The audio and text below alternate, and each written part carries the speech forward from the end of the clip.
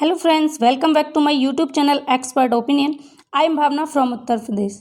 सो guys, आज की इस वीडियो में हम डिस्कस करेंगे कुछ इंपॉर्टेंट क्वेश्चंस जो आपके एग्जाम में हेल्प करेंगे. तो मिक्स प्रैक्टिस होगी. मिक्स प्रैक्टिस भंडारा 1 है ये, और इसमें हम CDP, EBS और हिंदी के इंपॉर्टेंट क्वेश्चंस को डिस्कस करेंगे. आप REET, UP TET, super TET, DSSB कोई भी एग्जाम की तैयारी कर रहे हैं, सभी में ये आपके लिए हेल्पफुल है. सो गाइज, इसको एंड तक जरूर देखिएगा, इंपॉर्टेंट है. अगर ये वीडियो आपको अच्छी लगती है, पसंद आती है, तो इस वीडियो को जरूर लाइक करें और अपने फ्रेंड्स के साथ में शेयर करें. इसके अलावा चैनल अगर आप पहली बार देख रहे हैं तो सब्सक्राइब करके नोटिफिकेशन आइकन को ऑल पर क्लिक करके रखें. तो पहला पार्ट है हमारा शिक्षा मनोविज्ञान या बाल विकास या बाल मनोविज्ञान. तो डिस्कस करेंगे. फर्स्ट क्वेश्चन आपकी स्क्रीन पर है, फटाफट से आंसर करेंगे. इसका क्या होगा? वंशानुक्रम के बालक पर प्रभाव के संबंध में प्रतिपादित नियमों में कौन सा मत ठीक नहीं है? यानी वंशानुक्रम के जो नियम दिए गए हैं उनमें से कौन सा नियम ठीक नहीं है, ये आपको बताना है.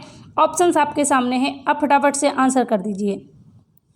ऑप्शन फर्स्ट है माता पिता के समान संतान होना. एक ही माता पिता की संतान में विभिन्नता होना. थर्ड ऑप्शन है एक ही माता पिता के विपरीत संतान होना. फोर्थ ऑप्शन दिया है वर्ण संकर का सामान्य की ओर प्रवृत्त होना अर्जित गुण सिद्धांत. तो इसका करेक्ट आंसर होगा ऑप्शन डी, वर्ण संकर का सामान्य की ओर प्रवृत्त होना अर्जित गुण सिद्धांत. यही गलत है. गलत आपसे पूछा है कि कौन सा ठीक नहीं है, यही ठीक नहीं है. वर्ण संकर का सामान्य की ओर प्रवृत्त होना ग्रेगर मेंडल का सिद्धांत है, ना कि वंशानुक्रम का. अर्जित गुणों का सिद्धांत लेमार्क द्वारा दिया गया था. ठीक है, याद रखना है. अर्जित गुणों का सिद्धांत किसने दिया? लेमार्क ने दिया था. ठीक, और ये जो वर्ण संकर का सामान्य की ओर प्रवृत्त होना, ये सिद्धांत जो है ये ग्रेगर मेंडल का सिद्धांत है.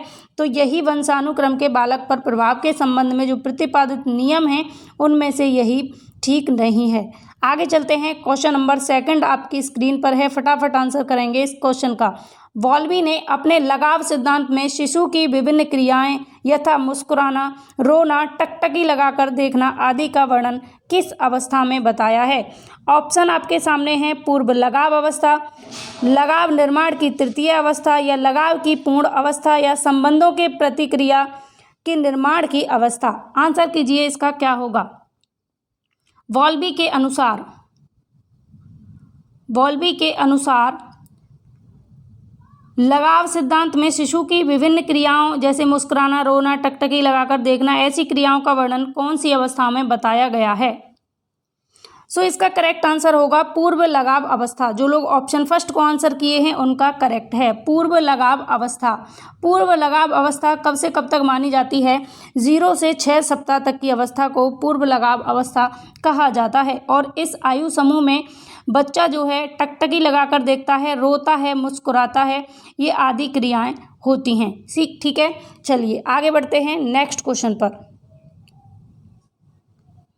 किसने कहा सच्ची शिक्षा में 5 सैद्धांतिक पक्ष होने चाहिए? जो सच्ची शिक्षा है उसमें 5 सैद्धांतिक पक्ष होने चाहिए. कौन कौन से? शारीरिक, मानसिक, मनोवैज्ञानिक, आध्यात्मिक और जीवनोपयोग. ठीक है, जो जीवन के लिए उपयोगी हों. तो ये 5 सिद्धांत होने चाहिए. ये बात किसने कही है कि अगर ये 5 सिद्धांत किसी शिक्षा में इंक्लूड हैं तो वो शिक्षा सच्ची शिक्षा है? ऑप्शन है आपके सामने, आंसर करेंगे. मकारेनको, मीरा अल्फसा, महात्मा गांधी या अरस्तु. फटाफट आंसर कीजिए. और हो सकता है ये क्वेश्चन आपके लिए नया हो तो इस क्वेश्चन को स्टार करके रखिए. अगर आप इस क्वेश्चन को पहली बार पढ़ रहे हैं तो अपनी नोटबुक में नोट कर लीजिए, क्योंकि ये क्वेश्चन बहुत इंपॉर्टेंट है आपके एग्जाम के लिए. तो सच्ची शिक्षा में शारीरिक, मानसिक, मनोवैज्ञानिक, आध्यात्मिक व जीवनोपयोग, ये 5 सिद्धांत होने चाहिए. इस बात को कहने वाले हैं मीरा अल्फसा. मीरा अल्फसा ने ये बात कही, तो ये क्वेश्चन बहुत इंपॉर्टेंट है. सेकंड इसका ऑप्शन करेक्ट होता है. मीरा अल्फसा भारत के महान दार्शनिक अरविंद की शिष्या थी. ठीक है, किसकी शिष्या? अरविंद की शिष्या थी. ठीक, भारत के जो महान दार्शनिक रहे अरविंद, उनकी शिष्या थी ये मीरा अल्फसा. और इन्होंने अरविंद जी की समग्र शिक्षा के विचारों का समर्थन भी किया था. महर्षि जो अरविंद हैं, इनकी मान्यता क्या थी? ये मानते थे कि शिक्षा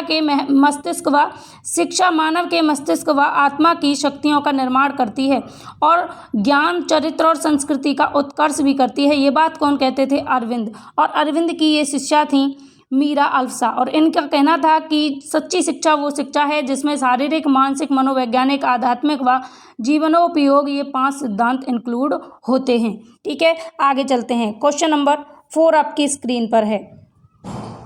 किसने कहा कि विद्यालय एक बाग के समान है तथा शिक्षक का स्थान माली व बच्चे का स्थान पौधे के जैसा है? ये बात किसने कही? मॉन्टेसरी ने कही, फ्रॉबेल ने, या फिर कॉल्डवेल कुक ने, या स्टैनले हॉल ने?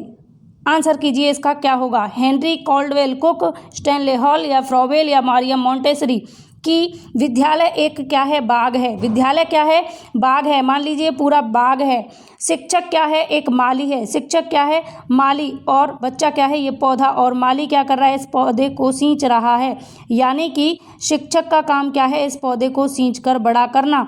और पौधा कहाँ पर उगाया जाएगा? विद्यालय के अंदर, यानी बाग के अंदर। अब फटाफट आंसर कीजिए इस क्वेश्चन का, ये बात किसने कही? बहुत इंपॉर्टेंट क्वेश्चन है, very very important question. Star करके रखिए, आपके एग्जाम में फंसने वाला है जरूर। ठीक है, इसका करेक्ट आंसर होगा ऑप्शन सेकंड, फ्रॉबेल। फ्रॉबेल ने ये बात कही कि विद्यालय एक बाग है और शिक्षक एक माली है और बच्चा एक पौधे के समान है। ठीक है, ये शिक्षा शास्त्री कहाँ के हैं? फ्रॉबेल तो ये जर्मन के एक शिक्षा शास्त्री हैं और इन्होंने किंडरगार्टन प्रणाली भी दी थी। तो आपसे पूछा जाए कि किंडरगार्टन प्रणाली के जन्मदाता कौन हैं, तो फ्रॉबेल हैं। ठीक है, 4 से 8 वर्ष की उम्र के जो बच्चे हैं, 4 से 8 वर्ष की उम्र के जो बच्चे हैं, उनके लिए इन्होंने कहा था कि शिक्षण कैसा होना चाहिए? मनोरंजक खेलों पर आधारित होना चाहिए, क्योंकि खेल खेल में बच्चा बेहतर सीखता है। इस बात का कौन सपोर्ट करते हैं? फ्रॉबेल करते हैं। एक क्वेश्चन पूछा जाता है कि किसने बच्चे की इंद्रियों से या बच्चे की हस्तकला को सबसे ज़्यादा इम्पोर्टेंट माना है?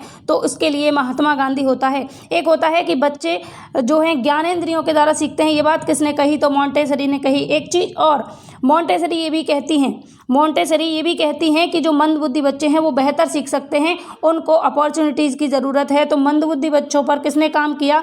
मारिया मॉन्टेसरी ने बहुत अच्छे से काम किया। बात अगर हम करें स्टैनले हॉल की, तो स्टैनले हॉल ने कहा था कि किशोरावस्था बहुत तनाव तूफान की अवस्था है। ये बात किसने कही? स्टैनले हॉल ने कही थी। तो चारों ही ऑप्शन आपके लिए महत्वपूर्ण हैं, याद रखिएगा। आगे चलते हैं अगले क्वेश्चन की तरफ। क्वेश्चन है, बालक की अभिवृद्धि एवं विकास के संबंध में असंगत है, यानी कौन सा कथन गलत है? किसके संबंध में? बालक की अभिवृद्धि और विकास के संबंध में। ऑप्शन आपके सामने हैं। व्यक्ति का जितना भी मानसिक विकास होता है उसका आधा 3 वर्ष तक की आयु तक हो जाता है। ठीक है, गुड एंड एफ। ठीक, उसके बाद सेकंड ऑप्शन है, बालक प्रथम 6 वर्षों में बाद के 12 वर्षों से 2 गुना सीख लेता है। ये बात कही किसने? क्रो एंड क्रो ने। फिर अगला ऑप्शन दिया है, चरित्रहीन माता पिता की संतान चरित्रहीन होती है। बिल्कुल सही बात है, ये किसने कहा? डगलस ने कहा। और अगला ऑप्शन है, प्रेरक व्यक्ति को उस क्रिया को चुनने में सहायता देते हैं जिसे करने की उसे इच्छा होती है। और इसके सामने दिया है क्रो एंड क्रो। अब बताइए इनमें से कौन सी बात गलत है? ठीक है, कौन सी बात गलत है अभिवृद्धि और विकास के सिद्धांत में? ठीक, तो इसका ऑप्शन सेकंड गलत होगा। ऑप्शन सेकंड गलत होगा। बालक प्रथम 6 वर्षों में बाद के 12 वर्षों से 2 गुना सीख लेता है, ये बात क्रो एंड क्रो ने कही। ये कथन गलत है। ठीक है, ये कथन गलत है। ये कथन किसका है? ये कथन गैसल का है। किसका है? गैसल का। गैसल ने कहा था कि बालक 6 वर्षों में, शुरुआत के 6 वर्षों में 12 वर्ष के अधिक सीख लेता है, 2 गुना सीख लेता है। ये बात किसने कही? गैसल ने। लेकिन इसके आगे दिया है क्रो एंड क्रो, तो ये ऑप्शन हमारा गलत हो जाएगा। गैसल ने 1928 में इन्फेंसी और ह्यूमन ग्रोथ नामक पुस्तक लिखी थी। कौन सी? इन्फेंसी और ह्यूमन ग्रोथ नामक पुस्तक लिखी थी। और गैसल ने हरलॉक के साथ मिलकर के विकास का सिद्धांत प्रतिपादित किया था। गैसल का मानना यह था कि 2 व्यक्ति समान नहीं होते, लेकिन सामान्य बालकों में विकास का क्रम समान होता है। यानी सामान्यतः बच्चे जो होते हैं उनमें विकास का क्रम तो सामान्य होता है, लेकिन 2 बच्चे कभी भी एक जैसे नहीं होते। यानी वैयक्तिक विभिन्नताओं को इन्होंने माना था गैसल ने। क्वेश्चन नंबर 6 आपकी स्क्रीन पर है, फटाफट आंसर कीजिए, क्या होगा? किशोरावस्था के बारे में कौन सा कथन असंगत है? किशोरावस्था के संबंध में कौन सा कथन असंगत है, यानी गलत है? तो आपके सामने ऑप्शंस हैं, इसका आंसर करेंगे क्या होगा? किशोरावस्था जीवन का सबसे कठिन काल है, किलपैट्रिक ने कही। ये बात ठीक है। व्यक्तिगत व घनिष्ठ मित्रता किशोरावस्था की विशेषता है, ये बात वैलेंटाइन ने कही। ठीक है। किशोर समाज सेवा के आदर्शों का निर्माण व पोषण करते हैं, रॉस ने कही। ये बात भी ठीक है। किशोरों में जो शारीरिक, मानसिक व संवेगात्मक परिवर्तन होते हैं वे अकस्मात होते हैं, ये कथन गलत है, यही कथन गलत है, ठीक है, क्योंकि इसके आगे जो दिया था वो था जीन पियाजे। क्या दिया था? जीन पियाजे, जीन पियाजे दिया था, जबकि ये बात जीन पियाजे ने नहीं कही थी। ये बात किसने कही थी? ये बात स्टैनले हॉल ने कही थी, इसलिए ये ऑप्शन गलत हो जाएगा, क्योंकि इसके आगे दिया था जीन पियाजे। ओके, आगे चलते हैं। क्वेश्चन 7, शिक्षा के विकास के लिए लाइसियम नामक संस्था का संस्थापक कौन था? शिक्षा के विकास के लिए लाइसियम नामक संस्था का संस्थापक कौन था? ऑप्शन है मकारेनको, मीरा अल्फसा, महात्मा गांधी, अरस्तु। इसका आंसर करेंगे क्या होगा? आज हमारे यहाँ बहुत भयंकर वाली बारिश हो रही है, मौसम हो गया ठंडा, तो पढ़ाने में भी अच्छा लग रहा है। आई होप कि आपके यहाँ पर भी मौसम बहुत बेहतर होगा। वैसे इन दिनों सभी जगह बारिश हो रही है, खूब झमाझम बारिश हो रही है, बहुत बेहतर मौसम है। तो इसका आंसर बताएंगे, शिक्षा के विकास के लिए लाइसियम नामक संस्था का संस्थापक कौन था, यानी लाइसियम नामक संस्था का स्थापना करने वाला कौन था? तो इसका करेक्ट आंसर हो जाएगा ऑप्शन डी। जो लोग 4th ऑप्शन को आंसर किए हैं, डी ऑप्शन को जो लोग आंसर किए हैं उनका करेक्ट है। क्वेश्चन नंबर 7 आपका करेक्ट हुआ। चलिए आगे बढ़ते हैं। क्वेश्चन 8, निर्मितिवाद के संबंध में कौन सा कथन सत्य नहीं है, ये पूछा है। ऑप्शन है निर्मितिवाद में प्रत्येक छात्र की सक्रियता से पूर्व ज्ञान व नवीन ज्ञान में अंतःक्रिया से ज्ञान की संरचना होती है, यानी पहला ज्ञान और नया ज्ञान, उन दोनों की अंतःक्रिया से ज्ञान की संरचना होती है। ये बात तो ठीक लग रही है, ये बात तो ठीक लग रही है। चलिए अगला ऑप्शन देखते हैं। निर्मितवाद के प्रवर्तन जीन पियाजे, जॉन डीवी, जेरोम ब्रूनर तथा आशुबेल हैं, ये भी बात ठीक है। अगला है निर्मितवाद में अनुभव द्वारा निर्मित उपयुक्त मानसिक क्रियाओं को बुद्धि के विकास के लिए अहम माना जाता है, ये बात भी ठीक है। अनुभव द्वारा निर्मित उपयुक्त जो मानसिक क्रियाएं हैं उनको बुद्धि के विकास के लिए अहम माना जाता है। अगला है जेरोम ब्रूनर के बुद्धि सिद्धांत को संरचनात्मक विकास के अलावा संलग्नात्मक सिद्धांत भी कहते हैं, ये बात गलत है, ये बात गलत है, क्योंकि जीन पियाजे के बुद्धि सिद्धांत को संज्ञानात्मक विकास के सिद्धांत के अलावा ये जो दिया है संलग्नात्मक सिद्धांत भी कहा जाता है, यही बात गलत है। ठीक, तो यहाँ पर जो ये जेरोम ब्रूनर दिया है ये बात गलत कही। जेरोम ब्रूनर ना होकर अगर यहाँ होता जीन पियाजे, क्या होता? जीन पियाजे के बुद्धि सिद्धांत को संरचनावाद विकास के अलावा संलग्नात्मक सिद्धांत भी कहते हैं, तो बात सही होती, लेकिन जेरोम ब्रूनर की बात की है, इसलिए ऑप्शन डी गलत हो जाएगा। क्वेश्चन नंबर 9 आपकी स्क्रीन पर है। वॉल्वी ने निम्न में से किस अवस्था को लगाव की चतुर्थ अवस्था कहा है? ऑप्शन है पूर्व लगाव अवस्था, लगाव प्रक्रियाकरण अवस्था, या पूर्ण लगाव की अवस्था, या संबंधों के प्रतिक्रिया के निर्माण की अवस्था। बताइए इसका आंसर क्या होगा?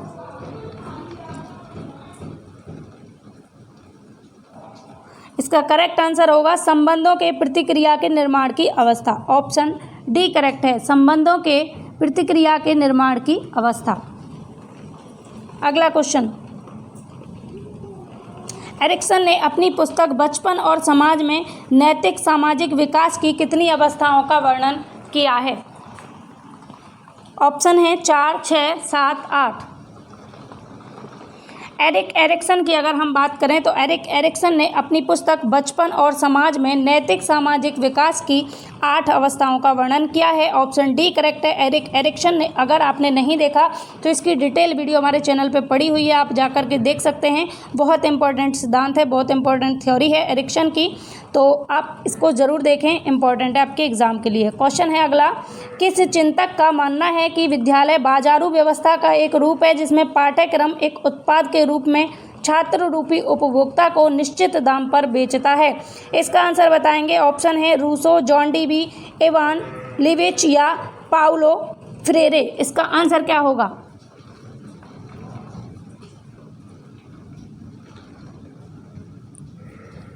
तो इसका करेक्ट आंसर होगा option 3 Ivan Ilyich. Ivan Ilyich ने ये बात कही कि चिंतक का मानना है कि विद्यालय जो है बाजारू व्यवस्था का एक रूप है जिसमें पाठ्यक्रम एक उत्पाद के रूप में छात्र रूपी उपभोक्ता को निश्चित दाम पर बेचता है। ठीक है, ये और ऑस्ट्रेलिया के ये निवासी हैं, ऑस्ट्रेलिया में इनका जन्म हुआ था इवान इलिच का, और ये स्कूली व्यवस्था के घोर विरोधी रहे थे। इन्होंने अपनी पुस्तक में पुस्तक थी इनकी डिस्कूलिंग सोसाइटी, और इस पुस्तक के माध्यम से वर्तमान विद्यालयी शिक्षा के रूप में मुक्त विचार दिए थे कि ये जो शिक्षा है वर्तमान में स्कूली शिक्षा, विद्यालयी शिक्षा, ये गलत है। इसके ये घोर विरोधी रहे थे इवान एलिच। तो इसका थर्ड ऑप्शन करेक्ट होता है। चलिए आगे बढ़ते हैं अगले क्वेश्चन पर।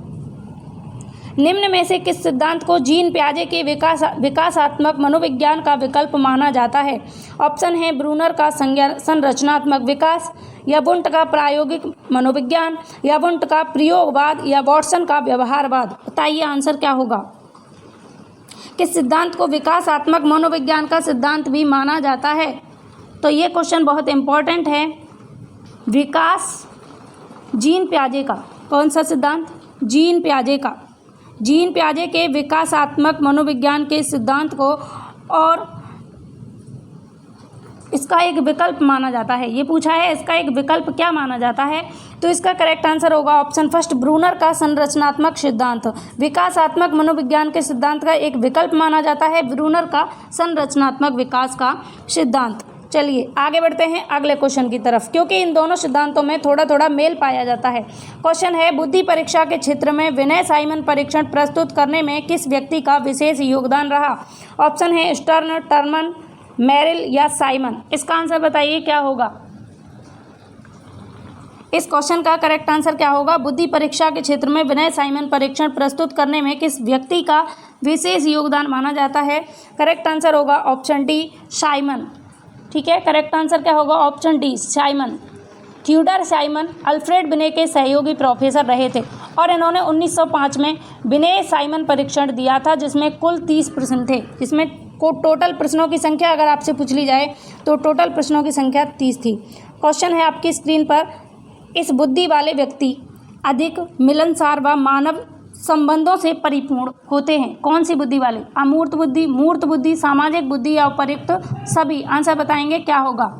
सो गाइज इसका करेक्ट आंसर होगा ऑप्शन थर्ड सामाजिक बुद्धि। सामाजिक बुद्धि वाले जो व्यक्ति होते हैं, लोग होते हैं, ये बहुत मिलनसार होते हैं और मानव संबंधों से परिपूर्ण होते हैं।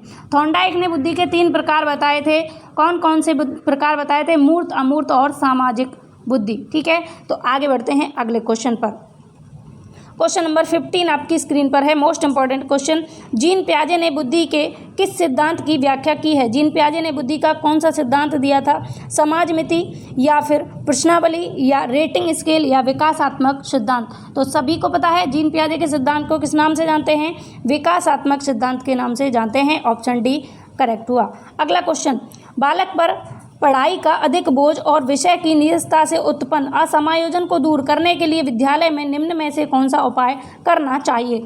जब विद्यालय में बच्चे पर पढ़ाई का ज़्यादा बोझ होता है, उस स्थिति से बच्चे के अंदर नीरसता उत्पन्न होती है, उसको दूर करने के लिए या उसकी वजह से जो असमायोजन आया है बच्चे के अंदर, बच्चा समायोजन नहीं कर पा रहा है चीज़ों से, उसको दूर करने के लिए आपको क्या करना चाहिए? पाठ्य सहगामी क्रियाओं का आयोजन करना चाहिए, मनोरंजन व खेलकूद के अवसर देने चाहिए, कठिनाइयों का निवारण करना चाहिए, उपर्युक्त सभी।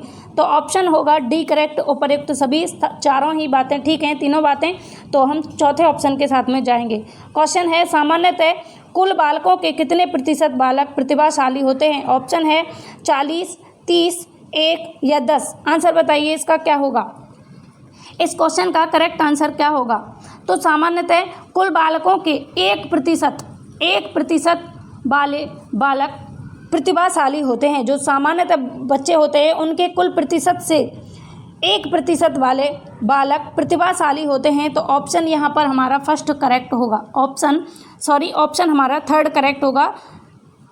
थर्ड ऑप्शन करेक्ट है। सामान्यतः कुल बालकों के 1% बालक प्रतिभाशाली होते हैं। चलिए, यानी 1% बच्चे प्रतिभाशाली होते हैं। ज़्यादातर बच्चे, जैसे यहाँ पर मैं आपको एक डायग्राम बनाकर दिखाऊं, इस तरीके से चलता है। ये सामान्य हैं, ये प्रतिभाशाली हैं और ये पिछड़े हैं। तो सामान्य की संख्या ज़्यादा होगी, उतने ही तो पिछड़े होंगे और उतने ही प्रतिभाशाली, लेकिन जो एवरेज स्टूडेंट होते हैं उनकी संख्या ज़्यादा होती है। अगला क्वेश्चन आपकी स्क्रीन पर है, स्पीयरमैन ने निम्न में से किसे सामान्य बुद्धि कहा है? स्पीयरमैन ने इनमें से किसको सामान्य बुद्धि कहा है? ऑप्शन है जो सभी मानसिक कार्यों में प्रयुक्त की जाती है, जो योग्यता व्यक्ति में जन्मजात होती है, जो योग्यता सदैव एक जैसी रहती है, या इनमें से सभी।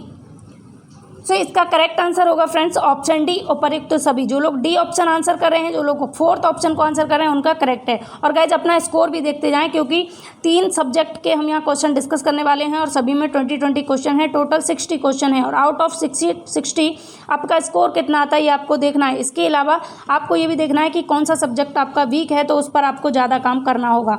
अगला क्वेश्चन है, कक्षा में व्यक्तिगत विभिन्नता को ध्यान में रखकर कराए जाने वाले शिक्षण को क्या कहते हैं?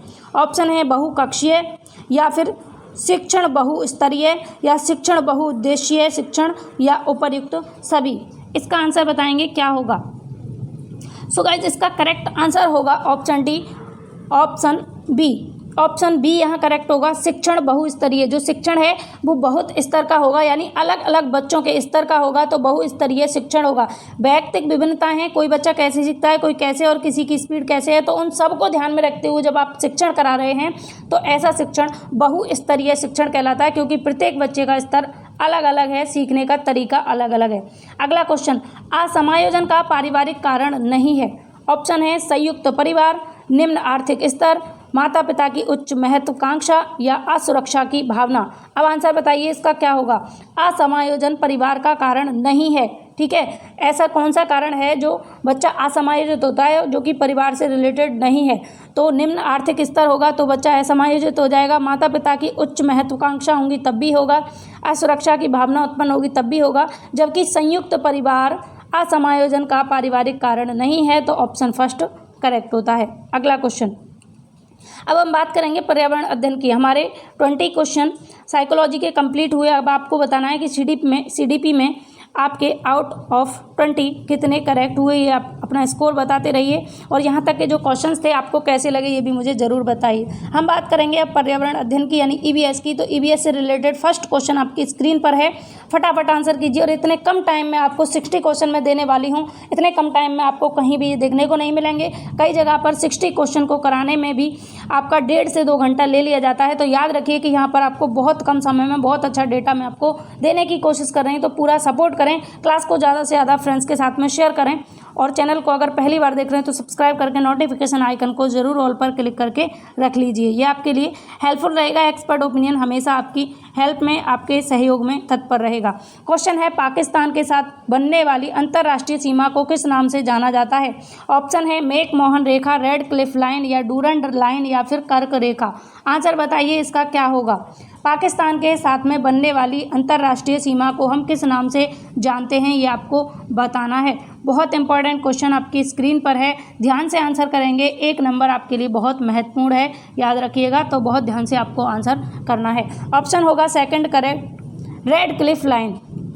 पाकिस्तान के साथ में बनने वाली अंतर्राष्ट्रीय सीमा रेखा जो है, इसको रेड क्लिफ लाइन से जाना जाता है। रेड क्लिफ लाइन की अगर बात करें तो इसका निर्धारण 17 अगस्त 1947 को किया गया था। और पाकिस्तान के साथ बनने वाली इस अंतर्राष्ट्रीय सीमा पर भारत के 4 राज्य जम्मू कश्मीर, पंजाब, राजस्थान और गुजरात स्थित हैं। ठीक है, कौन कौन से राज्य आपसे पूछा जा सकता है कि रेड क्लिफ लाइन पर कौन सा राज्य स्थित नहीं है? तो ऑप्शन आपको देखने होंगे, जम्मू कश्मीर है, पंजाब है, राजस्थान है, गुजरात है। इसके अलावा 4 ऑप्शन में इन 4 राज्यों के अलावा कोई और होगा तो वही आपका करेक्ट हो जाएगा। ठीक है, पॉजिटिव और नेगेटिव क्वेश्चन क्या पूछा है ये आपको ध्यान देना होगा। अगला क्वेश्चन, निम्नलिखित में से किस विकल्प में शामिल जिले अंतर्राष्ट्रीय व अंतर्राज्यीय दोनों सीमा बनाते हैं? ऑप्शन है डूंगरपुर, बांसवाड़ा, बाड़मेर, जैसलमेर, जोधपुर, गंगानगर, बाड़मेर। आंसर करेंगे क्या होगा। करेक्ट आंसर होगा ऑप्शन डी, गंगानगर और बाड़मेर। ये दोनों राज्य ऐसे हैं जो अंतर्राष्ट्रीय और अंतर्राज्यीय दोनों सीमा बनाते हैं। तो आपको याद रखना है, गंगानगर की सीमा पाकिस्तान के अलावा पंजाब राज्य से भी मिलती है। इसी प्रकार बाड़मेर की सीमा भी पाकिस्तान के अलावा गुजरात राज्य से भी मिलती है। इसलिए दोनों राज्य ऐसे हैं जो अंतर्राष्ट्रीय और अंतर्राज्यीय दोनों तरीके की सीमा बनाते हैं। क्वेश्चन नंबर 3, पाकिस्तान के साथ सर्वाधिक अंतर्राष्ट्रीय सीमा बनाने वाला राजस्थान का जिला कौन सा है? ऑप्शन है जैसलमेर, बाड़मेर, गंगानगर, बीकानेर। अब इसका आंसर बताएंगे क्या होगा। इस क्वेश्चन का करेक्ट आंसर क्या होगा जल्दी से बताएंगे। पाकिस्तान के साथ में सर्वाधिक अंतर्राष्ट्रीय सीमा बनाने वाला राज्य है जैसलमेर। तो ऑप्शन फर्स्ट के साथ में हम जाएंगे, ऑप्शन फर्स्ट करेक्ट है। अगला क्वेश्चन आपकी स्क्रीन पर है, क्वेश्चन नंबर 4, निम्नलिखित में से कौन सा जिला पश्चिम के विशाल मरुस्थल में शामिल नहीं किया जाता? पश्चिम का जो विशाल मरुस्थल है उनमें कौन सा जिला शामिल नहीं किया जाता? ऑप्शन है नागौर, जोधपुर, पाली या सिरोही। इसका करेक्ट आंसर अगर हम बात करें कि इसका करेक्ट आंसर कौन सा होगा तो ऑप्शन डी करेक्ट है। सिरोही जिला ऐसा है जो कि पश्चिम के विशाल मरुस्थल में शामिल नहीं है। इसके अलावा नागौर, जोधपुर और पाली ये तीनों शामिल हैं। क्वेश्चन नंबर 5 आपकी स्क्रीन पर, फटाफट आंसर करेंगे। निम्नलिखित में से किस लोक देवता के नाम पर जोधपुर के पश्चिमी परगने का नाम मालिन किया गया? ऑप्शन है कलीनाथ, मल्लीनाथ, पाबूजी, देवनारायण। इसका आंसर बताएंगे क्या होगा? जोधपुर के पश्चिमी परगने का नाम क्या किया गया? मालिन। किस लोक देवता के नाम पर? तो वो लोक देवता है मल्लीनाथ। ऑप्शन सेकंड करेक्ट है, मल्लीनाथ लोक देवता के नाम पर रखा गया था। क्वेश्चन अगला, हरे कबूतर राजस्थान के किस अभयारण्य में पाए जाते हैं? ऑप्शन है घना पक्षी, बिहार या सरिस्का या ताल छापर या कैला देवी। आंसर बताएंगे क्या होगा? हरे कबूतर राजस्थान के कौन से अभयारण्य में पाए जाते हैं? तो करेक्ट आंसर होगा ऑप्शन सेकंड, सरिस्का। सरिस्का जो राष्ट्रीय उद्यान है, सरिस्का जो अभयारण्य है ये कहाँ पर है? अलवर में है। अगर घना की बात की जाए, घना पक्षी विहार कहाँ पर है? भरतपुर में है। ताल छापर की बात करें, ऑप्शन थर्ड जो है ये कहाँ पर है? सुजानगढ़ में है। कैबला देव की बात करें तो कहाँ पर है? करौली में है। याद रखिएगा सरिस्का में हरे कबूतर पाए जाते हैं और सरिस्का कहाँ पर है? अलवर में स्थित है। अगला क्वेश्चन आपकी स्क्रीन पर, धौलपुर पावर प्रोजेक्ट आधारित है। धौलपुर पावर प्रोजेक्ट किस पर आधारित है? लिग्नाइट पर, गैस पर, नेफ्ता पर या फिर डीजल पर? इसका आंसर करेंगे क्या होगा? करेक्ट आंसर होगा इसका ऑप्शन सेकंड, गैस पर। धौलपुर पावर प्रोजेक्ट जो है ये गैस पर आधारित है। किस पर आधारित है? गैस पर आधारित है। धौलपुर चक्रीय विद्युत परियोजना, जिसको कि हम गैस की आपूर्ति गैस द्वारा प्राप्त की जाती है, इसमें 110 से 110 मेगावाट की 3 इकाइयाँ स्थित हैं। कितनी? 110 से 110 मेगावाट की 3 इकाइयाँ इसमें स्थापित की गई हैं धौलपुर पावर प्रोजेक्ट में और ये गैस पर आधारित है। अगला क्वेश्चन आपकी स्क्रीन पर है 8। राजस्थान दिवस मनाया जाता है 30 मार्च को, 26 जनवरी को, 15 अक्टूबर को या 15 जून को? राजस्थान दिवस कब मनाया जाता है? तो इसका करेक्ट आंसर होगा ऑप्शन फर्स्ट, मार्च। 30 मार्च को राजस्थान दिवस मनाया जाता है। 30 मार्च 1949 को जयपुर, जोधपुर, जैसलमेर और बीकानेर का राजस्थान में विलय हुआ था। तब से ही 30 मार्च को राजस्थान दिवस मनाया जाता है। अगला क्वेश्चन, थार का कल्प वृक्ष कहा जाने वाला वृक्ष है। ये क्वेश्चन इंपॉर्टेंट है आपके लिए, रीट की तैयारी कर रहे हो या फिर आप सीटेट की तैयारी कर रहे हो। सीटेट में भी यहाँ से क्वेश्चन पूछा जाता है। ये वृक्ष बहुत महत्वपूर्ण है। तो इसका करेक्ट आंसर ही डायरेक्ट आपको बता देती हूँ, आंसर होगा इसका खेजड़ी। खेजड़ी वृक्ष जो है इसको थार का कल्प वृक्ष कहा जाता है और खेजड़ी वृक्ष से सीटेट में कई बार क्वेश्चन पूछा जाता है, तो इंपॉर्टेंट है। अगला क्वेश्चन, रणकपुर जैन मंदिर किस नदी के तट पर स्थित है? रणकपुर जैन मंदिर, ऑप्शन है मारी या गंभीरी या बेडव या मथाई। आंसर बताएंगे इसका क्या होगा? रणकपुर जैन मंदिर, तो रणकपुर जैन मंदिर जो है ये मथाई नदी पर स्थित है। ऑप्शन डी इसका करेक्ट आंसर है। 1439 ईस्वी में ये बना था रणकपुर जैन मंदिर और ये पाली जिले में स्थित है। मंदिर का जो उत्कृष्ट है ये वास्तुशिल्प कुंभकालीन शिल्पकला का अद्भुत नमूना है। तो आपसे पूछा जा सकता है कि इस मंदिर का निर्माण कब हुआ? तो याद रखिएगा 1439 में इसका निर्माण हुआ था और ये कहाँ पर स्थित है? रणकपुर जैन मंदिर पाली जिले में स्थित है। आगे चलते हैं, अगला क्वेश्चन, विजौलिया किसान आंदोलन में किस जाति के किसान सर्वाधिक संख्या में थे? विजौलिया किसान आंदोलन हुआ था राजस्थान में, तो इसमें कौन सी जाति के किसान सर्वाधिक थे? इसको याद करने के लिए आपको कोई ट्रिक नहीं लगानी, सीधा सीधा आपको आंसर याद हो जाएगा अभी। ऑप्शन है सिखी, मनसा, मेव, धाकड़। तो आपने सुना होगा कि उसने अपने मित्र को एक चांटा मारा क्योंकि वो उससे ज़्यादा धाकड़ था।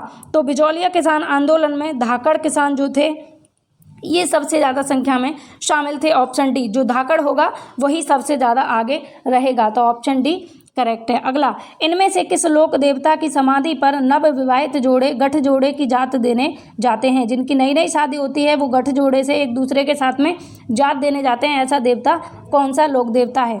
ऑप्शन है शालोदड़ा झुझार बाबा, अरनोद भूरिया बाबा, संतू बाबा या पाली ओम बन्ना जी।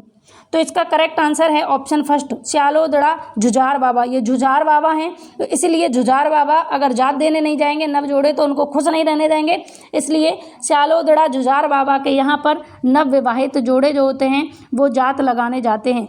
विजौलिया जो है ये अब प्रेजेंट में भीलवाड़ा जिले में है। याद रखिएगा विजौलिया कहाँ पर है अब प्रेजेंट में? तो भीलवाड़ा जिले में है। पूछा जा सकता है क्योंकि हमने जो अभी क्वेश्चन पहला डिस्कस किया था, बिजौलिया किसान आंदोलन जो था, इसमें धाकड़ किसानों ने सबसे ज़्यादा अपनी अहम भूमिका निभाई थी। तो बिजौलिया जो है वर्तमान में कहाँ पर है, तो ये भीलवाड़ा में है, याद रखिएगा। अगला क्वेश्चन आपकी स्क्रीन पर, क्वेश्चन नंबर 13, अरावली पर्वतमाला की कुल लंबाई कितनी है? अरावली जो पर्वतमाला है उसकी लंबाई पूछी है। ऑप्शन है 692 किलोमीटर, 550 किलोमीटर, 325 किलोमीटर, 110 किलोमीटर। फटाफट आंसर बताएंगे क्या होगा। इसका करेक्ट आंसर होगा ऑप्शन फर्स्ट 692 किलोमीटर। अरावली पर्वतमाला की कुल लंबाई 692 किलोमीटर है और ये गुजरात के पालनपुर से नई दिल्ली के रायसीना हिल तक फैली हुई है। कहाँ तक? रायसीना हिल तक। इस पर्वतमाला की कुल लंबाई कितनी है? 692 किलोमीटर है और इसमें 550 किलोमीटर भाग जो है इसका राजस्थान में है। 550 किलोमीटर भाग कहाँ पर है इसका? राजस्थान में है। टोटल 692 किलोमीटर इसकी लंबाई है। तो ज़्यादातर भाग कहाँ पर है इसका? राजस्थान में। इसलिए क्वेश्चन इंपॉर्टेंट हो जाता है रीट वालों के लिए। अगला क्वेश्चन, जनगणना 2011 में प्राप्त आंकड़ों के अनुसार राज्य के किस जिले में वृद्धि दर सर्वाधिक रही? ऑप्शन है बाड़मेर, जैसलमेर, जयपुर, धौलपुर। 2011 की जनगणना के अनुसार कौन सा राज्य ऐसा है जिसमें वृद्धि दर सर्वाधिक रही? तो इसका करेक्ट आंसर होगा ऑप्शन फर्स्ट बाड़मेर। बाड़मेर जिले में 2011 की जनगणना के अनुसार वृद्धि दर सबसे ज़्यादा रही थी। ठीक है, कितनी रही थी ये पूछ लिया जाए तो याद रखिएगा, एक सेकेंड, कितनी रही थी ये पूछा जाए तो आपको याद रखना है कितनी होगी, 32.5%। ठीक है, बाड़मेर जिले में। आगे चलते हैं, क्वेश्चन नंबर 15, पर्यावरण शिक्षण का उद्देश्य है। ऑप्शन है आपके सामने, मानव व प्रकृति के बीच आत्मीय संबंध, सही है। विकास व पर्यावरण के बीच संतुलन, सही है। पर्यावरणीय समस्याओं को सुलझाने में जन भागीदार का विकास, सही है। तो ऑप्शन डी के साथ में जाएंगे उपरोक्त सभी। जो डी आंसर कर रहे हैं, फोर्थ ऑप्शन आंसर कर रहे हैं, करेक्ट है। और उम्मीद है कि सब ठोक ठोक कर डी के साथ में जाएंगे क्योंकि सबको पता है उपरोक्त सभी दिया है, आंख बंद करके लगाते जा रहे हैं सब।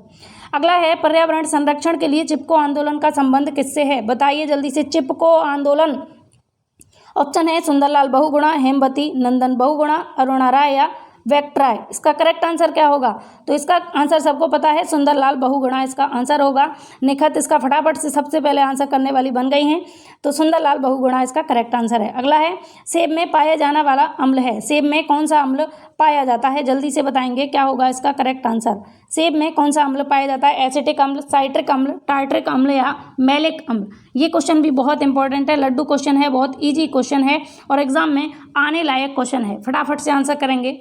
सेब में कौन सा अम्ल पाया जाता है? मैलिक अम्ल पाया जाता है। ऑप्शन डी यहाँ करेक्ट है, सेब में मैलिक अम्ल पाया जाता है। क्वेश्चन नंबर 18 आपकी स्क्रीन पर, फटाफट आंसर करेंगे।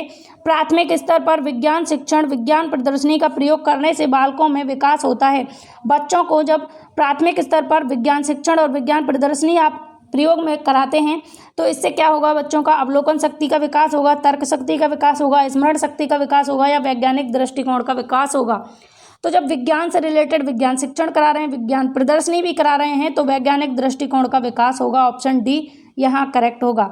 अगला क्वेश्चन, समाज में व्याप्त अंधविश्वास का निवारण संभव है। समाज में जो अंधविश्वास है उससे निवारण पाने के लिए, उसका उन्मूलन करने के लिए, उसको खत्म करने के लिए क्या चीज़ होनी चाहिए? विषयों में सहसंबंध होना चाहिए, सांस्कृतिक उद्देश्य से होनी चाहिए, जीविकोपार्जन उद्देश्य से होनी चाहिए, वैज्ञानिक दृष्टिकोण से होनी चाहिए। तो इसका करेक्ट आंसर होगा वैज्ञानिक दृष्टिकोण होना चाहिए। क्योंकि आपने देखा होगा पहले जो जनसंख्या वृद्धि हो रही थी उसमें सब लोग क्या लॉजिक देते थे, पूछा जाता था कि आपके 8 बच्चे हैं, 10 बच्चे हैं या 6 बच्चे हैं, तो ये बच्चे इतने आपने क्यों किए? जनसंख्या वृद्धि हो रही है, देश के लिए तो नुकसान है, खतरे में जा रहा है देश। तो लोग क्या कहते थे कि ये तो भगवान की इच्छा है, ईश्वर की इच्छा है, यानी एक अंधविश्वास था लोगों के अंदर कि ये ईश्वरीय इच्छा है, इस पर रोक नहीं लगाई जा सकती। लेकिन वैज्ञानिक दृष्टिकोण से जैसे ही लोग परिचित हुए तो लोगों को पता लगा कि ये ईश्वरीय इच्छा नहीं है, खुद की इच्छा है, खुद के हाथ में है। इसलिए अंधविश्वास को खत्म करने के लिए, इसका निवारण पाने के लिए वैज्ञानिक दृष्टिकोण का होना बेहद जरूरी है। अगला क्वेश्चन और लास्ट क्वेश्चन है ईबीएस का। पाठ्यवस्तु में से शिक्षक को जिन महत्वपूर्ण बातों को अधिक बल देना चाहिए इन्हीं को डैश कहते हैं। जो पाठ्यवस्तु में शिक्षक जिन बातों पर सबसे ज़्यादा महत्व देता है उनको क्या कहेंगे? सबसे ज़्यादा बल देता है उनको क्या कहेंगे? शिक्षण बिंदु कहेंगे, शिक्षण उपागम कहेंगे, शिक्षण विधि कहेंगे, या इनमें से कोई नहीं? बताओ आंसर क्या होगा। तो करेक्ट आंसर होगा शिक्षण बिंदु। जब पाठ्य वस्तु में शिक्षक को सबसे ज़्यादा किस पर बल देना चाहिए, शिक्षण बिंदुओं पर सबसे ज़्यादा बल देना चाहिए। तो ऑप्शन फर्स्ट ही यहाँ करेक्ट है, शिक्षण बिंदुओं पर। चलिए आगे बढ़ते हैं। अब हम बात करेंगे, अब बता दीजिए पहले आउट ऑफ 20 आपके कितने सही हुए ईवीएस में, तब हम आगे बढ़ेंगे। और ये भी बताइए कि अभी जो हमने 20 क्वेश्चन डिस्कस किए ये आपको कैसे लगे, क्या हेल्पफुल हैं आपके लिए, बेस्ट रहे या नहीं। बात करेंगे हिंदी प्रैक्टिस की। अब हिंदी के धमाकेदार क्वेश्चन आपके सामने आने वाले हैं, आंसर कीजिएगा फटाफट फटाफट। मानवता शब्द है, मानवता शब्द क्या है, संज्ञा है, सर्वनाम है, विशेषण है, अव्यय है। मानवता शब्द क्या है, संज्ञा, सर्वनाम, विशेषण या अव्यय। बताइए इसका करेक्ट आंसर क्या होगा। मानवता शब्द क्या है, करेक्ट आंसर होगा ऑप्शन फर्स्ट, मानवता शब्द संज्ञा है। क्या है, संज्ञा। मानवता शब्द क्या है, संज्ञा है। मानव में ता प्रत्यय लगने से मानवता शब्द बना है और ये एक भाववाचक संज्ञा है। कैसी संज्ञा, भाववाचक संज्ञा है, ये भी याद रखना है। अगला है सूरमा शब्द का पर्यायवाची नहीं है, आपसे पूछा है। सूरमा कौन होते हैं, वीर होते हैं, योद्धा होते हैं, बलशाली होते हैं, लेकिन धीर जो है ये गलत है और आपसे यही पूछा है। ठीक है, सूरमा कौन है, वीर, योद्धा, बलशाली, उनको कहते हैं बड़े बड़े सूरमा हार गए, यानी वीर, योद्धा और शक्तिशाली। क्वेश्चन है नेक्स्ट, शरणागत का सही विग्रह है। विग्रह आपसे पूछा है किसका, शरणागत का। शरण में आगत, शरण को आगत, शरण के लिए आगत, या इनमें से कोई नहीं। आंसर बताएंगे क्या होगा, शरणागत। तो करेक्ट आंसर होगा ऑप्शन सेकंड, शरण को आगत। जो लोग बी आंसर किए हैं, सेकंड आंसर किए हैं, करेक्ट है। अगला विरासत का अर्थ है, विरासत शब्द का क्या अर्थ होता है, धरोहर, आगत, बलिदान, गौरव। तो आपने सुना होगा विरासत का कई बार धरोहर होता है कि ये हमें विरासत में मिला है या धरोहर में मिला है। जो पूर्वजों की संपत्ति होती है वो विरासत में मिलती है, धरोहर में मिलती है। तो ऑप्शन फर्स्ट करेक्ट है। इसके अलावा आगत, बलिदान, गौरव ये तीनों गलत हो जाएंगे। अगला क्वेश्चन, यदि हम समय रहते सजग नहीं हुए तो इसके गंभीर दुष्परिणाम होंगे। तो लगा हुआ है, यह वाक्य किस काल का है, सामान्य भूत का, हेतु हेतु मत भूत का, वर्तमान का, हेतु हेतु मत भविष्यत काल का। बताइए इसका करेक्ट आंसर क्या होगा। तो यहाँ बात हो रही है किस काल की, भविष्य काल की, कि यदि हम समय के रहते सजग नहीं हुए तो इसके परिणाम जो हैं वो गंभीर होंगे, इसके दुष्परिणाम होंगे। तो कौन सा भविष्यत काल है ये, हेतु हेतु मद भविष्यत काल। जब काल को डिस्कस किया था तो इन सारी चीज़ों को आपको बताया था। अगर काल की वीडियोज अगर आपने नहीं देखी तो उनको जरूर देखिए, उनसे रिलेटेड क्विज टेस्ट पड़ा हुआ है, टेस्ट मुझसे लीजिएगा, मेरे से कॉन्टैक्ट करिएगा कि आपको काल का जो है टेस्ट चाहिए, मैं आपको प्रोवाइड करूँगी अगर आप पहली बार चैनल पर हैं। इसके अलावा अगर आप पहले से चैनल पर हैं और आप दोबारा काल का टेस्ट देना चाहते हैं तब भी आप मुझे ग्रुप में कमेंट करके बताएंगे, मैं फिर से आपको टेस्ट कराऊंगी। ठीक है, अगला क्वेश्चन आपके लिए पूरी तरीके से हमारी सुविधाएं जो हैं कंप्लीट रहेंगी, बस आप सपोर्ट करिए। और आपका सपोर्ट सिर्फ इतना है कि ज़्यादा से ज़्यादा शेयर कीजिए ताकि और लोगों का भी भला हो सके, उनको भी हेल्प हो सके। क्वेश्चन है, आज आधुनिकता के अंधानुकरण से हमारे जीवन में रसायनों का जो प्रयोग बढ़ा है वह भी कम खतरनाक नहीं है। यानी कि जो रसायन हैं उनका जो प्रयोग बढ़ा है वह भी कम खतरनाक नहीं है। इस वाक्य में काल सूचक शब्द है। ऑप्शन है अंधानुकरण, आज, जीवन, प्रयोग। सो गाइज इसमें आपको काल सूचक शब्द बताना है और इसका करेक्ट आंसर होगा ऑप्शन सेकंड, आज। आज शब्द से काल का आपको बोध हो रहा है। ठीक है, काल व स्थान सूचक शब्द में सबसे पहले प्रयुक्त क्या होता है, तो आपको याद रखना है यहाँ काल सूचक शब्द क्या है, तो यहाँ आज जो है ये काल सूचक शब्द है। ठीक, आगे चलते हैं अगले क्वेश्चन पर। निम्नलिखित में से संज्ञा का विकारक तत्व नहीं है। संज्ञा का विकारक तत्व नहीं है, ये आपको बताना है कौन सा नहीं है। कारक, लिंग, वचन, विशेषण। सबसे पहले आपको ये जानना है कि विकारक तत्व कौन से तत्व होते हैं, अगर आपको नहीं पता है। ठीक है, तो जिन कारणों से संज्ञा का रूप परिवर्तित होता है, ऐसे कारण जिनसे संज्ञा का रूप परिवर्तित होता है उन्हें हम विकारक तत्व कहते हैं। जबकि पूछा है कि कौन सा विकारक तत्व नहीं है, तो संज्ञा का रूप परिवर्तन कारक की वजह से होता है, लिंग की वजह से होता है, वचन की वजह से होता है, लेकिन विशेषण की वजह से नहीं होता। तो ऑप्शन डी यहाँ पर करेक्ट हुआ। अगला क्वेश्चन, शायद आज हमारी जैविक प्रजाति को खतरा हो चुका है, यह वाक्य किस काल का है। शायद लगा है, याद रखिएगा, शायद हो सकता है, ये जब वाक्य लगे होते हैं तो मैंने आपको बताया था किस तरीके का वाक्य होगा। ऑप्शन है सामान्य भूत, संदिग्ध वर्तमान, अपूर्ण वर्तमान या संभाव्य वर्तमान। बताएंगे आंसर इसका क्या होगा।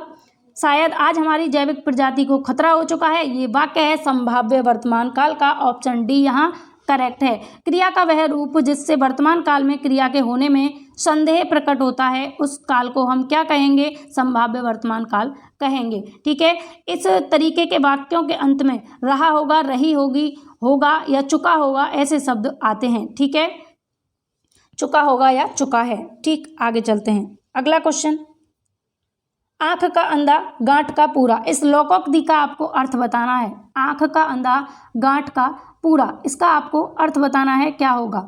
अंधा परंतु विवेकशील होना, या मूर्ख धनी, या फिर अंधे के पास धन होना, या आंखों का रोग। आंख का अंधा गांठ का पूरा।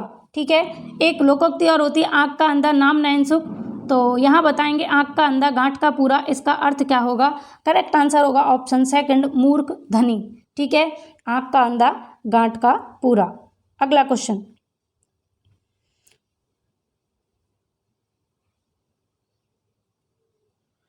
जहां तुम रहते हो वहां मेरा एक मित्र भी रहता है। यह वाक्य कैसा है?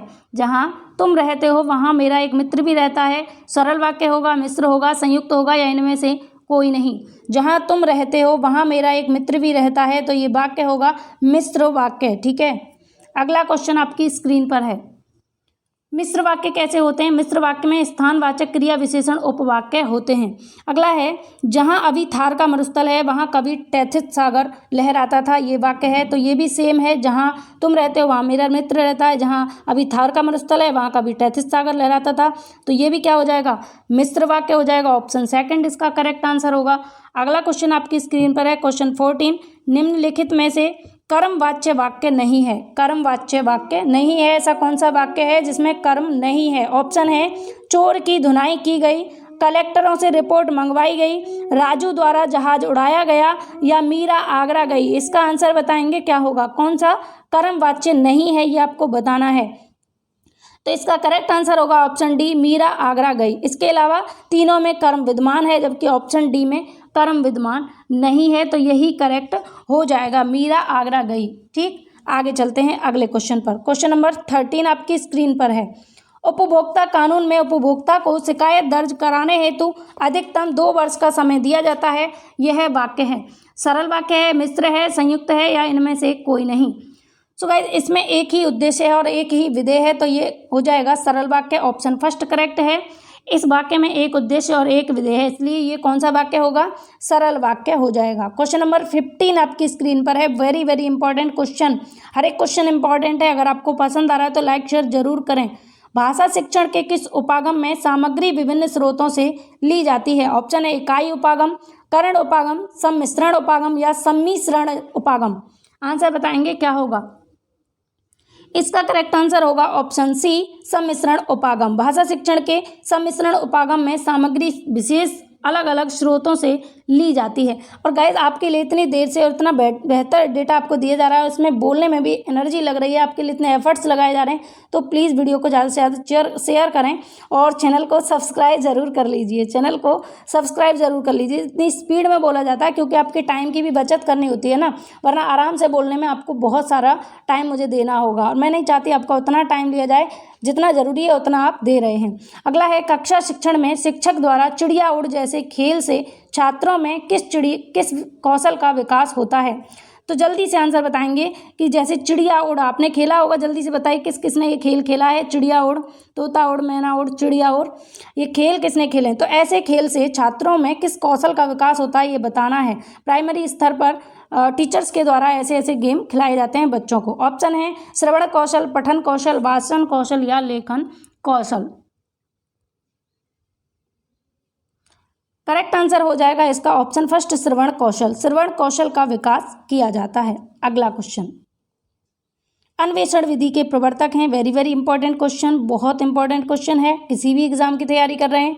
अन्वेषण विधि के प्रवर्तक मॉरिसन, स्पेंसर, अरस्तु, या आर्मस्ट्रॉन्ग। सो इसका करेक्ट आंसर हो जाएगा जो हेनरी एडवर्ड आर्मस्ट्रॉन्ग हैं उन्होंने अन्वेषण विधि को दिया था, तो ऑप्शन डी करेक्ट है। इसके अलावा जो अन्वेषण विधि है इसको ह्यूरिस्टिक विधि के नाम से भी जाना जाता है। अगर अन्वेषण ना होकर ह्यूरिस्टिक विधि दिया होता तब भी आर्मस्ट्रॉन्ग के साथ में आप चले जाते। क्वेश्चन नंबर 18 आपकी स्क्रीन पर है। वाचन कौशल विकसित करने के लिए कौन सी गतिविधि अधिक उपयोगी है? ऑप्शन है संगीत में प्रार्थना का आयोजन करना या कथा प्रार्थना का आयोजन करना, विद्यालय में योग एवं व्यायाम क्रिया, तीर जैसे खेलों का आयोजन करना, इनमें से कोई नहीं। बात की जा रही है वाचन कौशल विकसित करने की, तो तीर जैसे खेलों का कोई मतलब नहीं है, विद्यालय में योग का अभी यहाँ कोई मतलब नहीं है क्योंकि वाचन कौशल की बात है। तो ऑप्शन फर्स्ट करेक्ट है। संगीत में प्रार्थना का आयोजन करना, जो प्रार्थना होती है उसको संगीत में लय में आयोजित करवाना, इससे क्या होगा बच्चे के वाचन कौशल का विकास होगा। तो ऑप्शन फर्स्ट करेक्ट हो जाएगा। अगला क्वेश्चन सेकंड लास्ट। कक्षा शिक्षण में छात्रों द्वारा सामूहिक वचन एवं अनुकरण वचन से छात्रों में किस कौशल का विकास होता है? ऑप्शन है श्रवण कौशल, पठन कौशल, वाचन कौशल, लेखन कौशल। बताएंगे इसका आंसर क्या होगा। सामूहिक वाचन करवा रहे हैं, इसके अलावा अनुकरण वाचन भी करवा रहे हैं, तो इससे क्या होगा श्रवण कौशल का विकास होगा सीधे सीधे। तो ऑप्शन फर्स्ट ही इसका करेक्ट हो जाएगा। ठीक है, फर्स्ट ऑप्शन के साथ में हम चले जाएंगे। आगे बढ़ते हैं अगले क्वेश्चन की तरफ और लास्ट क्वेश्चन होगा आज की इस वीडियो का। एक बालक जो हकलाता है उसे वाचन दक्षता में निपुण करने के लिए निम्न में से कौन सा वाचन अधिक उपयुक्त होगा? ये वचन हो गया है, इसको करेक्ट कर लेंगे, ये वाचन होगा। ठीक है, वाचन दक्षता में आप निपुण करना चाहते हैं बच्चे को तो सामूहिक वाचन कराएंगे, मौन कराएंगे, एकल कराएंगे, आदर्श कराएंगे। तो क्लियर ही इसका आंसर आपको दिख रहा है ऑप्शन फर्स्ट सामूहिक वाचन। ठीक है, सो गाइज ये थे 20 क्वेश्चन। 20 हमने सीडीपी में डिस्कस किए, 20 ईवीएस और 20 हिंदी में, इसमें पेडागोजी भी मिक्स थी। तो बताइए आउट ऑफ 20 आपके कितने करेक्ट हुए और ये क्वेश्चंस आपको कैसे लगे। अगर वीडियो पसंद आई हो तो ज़्यादा से ज़्यादा मित्रों के साथ में शेयर करें और आपने अगर हमारे टेलीग्राम ग्रुप को ज्वाइन नहीं किया मिशन सरकारी मास्टर जरूर ज्वाइन करें। यहाँ डेली आपको टेस्ट कराया जाता है। जैसे आज ये क्लास हुई है मिक्स, तो कल इसका 11 बजे टेस्ट आपको कराया जाएगा। उसके पहले 10 बजे आपके लिए टेस्ट है कि वर्तमान में कौन क्या है। उसके बाद 11 बजे इसका टेस्ट होगा और 12 बजे या 11:30 बजे जैसे भी टाइम किसका चलेगा उसी के अकॉर्डिंग 11:30 बजे नेक्स्ट टेस्ट होगा। फिर 9 बजे रात को करंट अफेयर डेली होता है। उसके बाद में एक सेट आपका लगाया जाता है, कोई भी संस्कृत वगैरह जो भी। तो आप शेड्यूल वहाँ जाकर देखिए, टेलीग्राम पर शेड्यूल बनाकर दिया जाता है और सारे टेस्ट आपको टाइम टू टाइम कराए जाते हैं। सो गाइस जरूर ज्वाइन करें। चलिए मिलते हैं अगली वीडियो में। Bye bye, take care.